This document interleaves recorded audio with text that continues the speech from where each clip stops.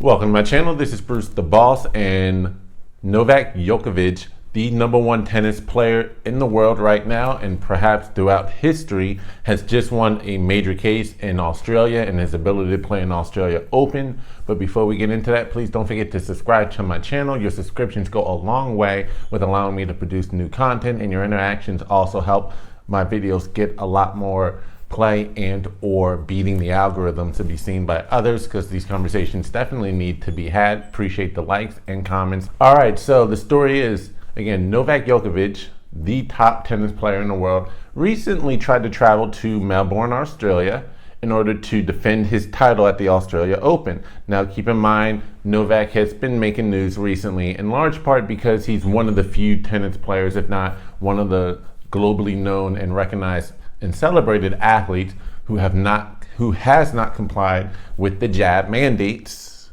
and has refused to get the jab for a variety of reasons, and did receive an exemption that will allow him, or has allowed him, to still continue everyday life and or travel, and in fact even get approved for a visa to travel to Australia in the first place.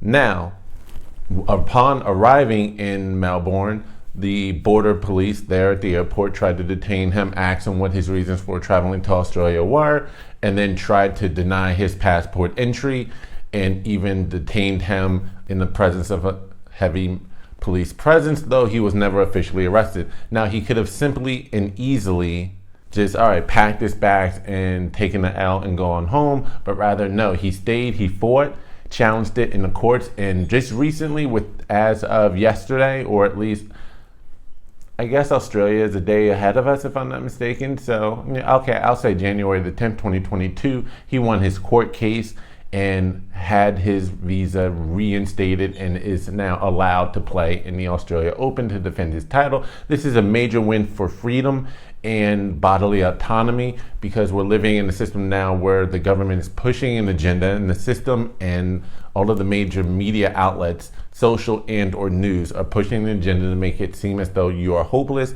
you have no rights, and we have those people in power, as I did a video on that several months ago, trying to make life a living hell for those who have not gotten a jab yet, and try to coerce them into bending the knee and getting the jab if they can restrict so many regular daily life activities and force them in compliance. This is a big win because it shows that there is a kink in the armor, that they can be defeated, that you need not bend the knee and comply, but rather you can hold your ground. It may seem like a futile battle, a battle between David and Goliath, but just remember that Goliath did fall in the end. You can win, but you can only get them off your back if you choose to stand up, which is why I decided to do my last video just last week, showing how and what I did myself in order to get approved for a religious accommodation at a workplace where you had everything in the forces of society trying to say, there's no way you can get this. This is no way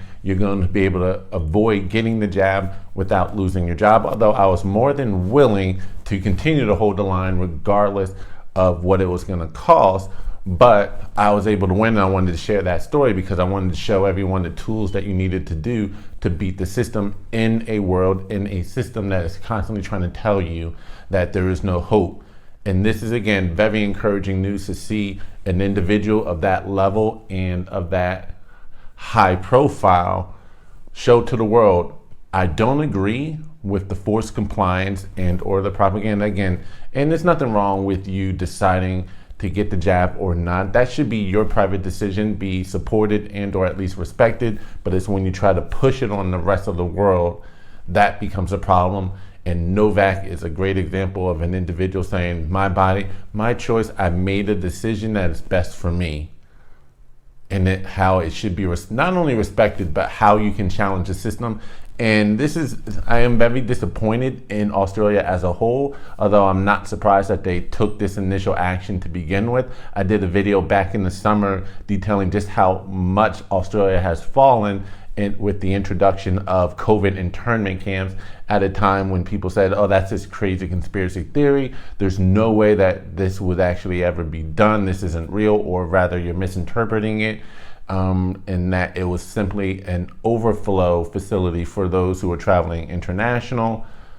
and being transported to the quarantine hospitals that they had, when in fact it turns out that the Australian government was using the force of their police and their army to actually go to individuals' homes, remove them, and place them in these facilities for an indefinite period or undetermined length of time against their will. As we even had a case where a couple of teens, who by the way tested negative, tried escaping from said camp.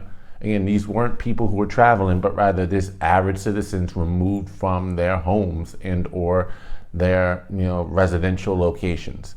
And so there's just been a lot happening in Australia that has definitely been troubling, although they're not alone, although they've definitely dissented more so into, I'm not even going to make the comparison to 1930s Nazi Germany as much as I'll just compare them to the Communist Chinese Party or Chinese Communist Party, CCP. That's how far Australia has fallen, returning back to a penal colony. But shout out to everyone in Melbourne or North South Wales and throughout Australia who has been marching, standing up for their rights and not complying and pushing back to all of the people in Austria, Germany, and around the world. This is a battle you can win. You just got to know the rules and the levels of the game, not be willing to comply and or give up. Raise your voice, let it be known. Just, I would say, do not comply. But again, this is a major win. Hopefully the Australian government does not try to escalate things by arresting him. I heard some unvalidated reports. I'll keep following that. But again, this is a major win against the system, against their propaganda and or push to try to force individuals into compliance by taking away basic rights to just travel. So that's all I wanted to put it out there. That's my video. Let me know what you think in the comment section below. Again, don't forget to like this video, subscribe to this channel. This is Bruce the Boss, and I'm out. Peace.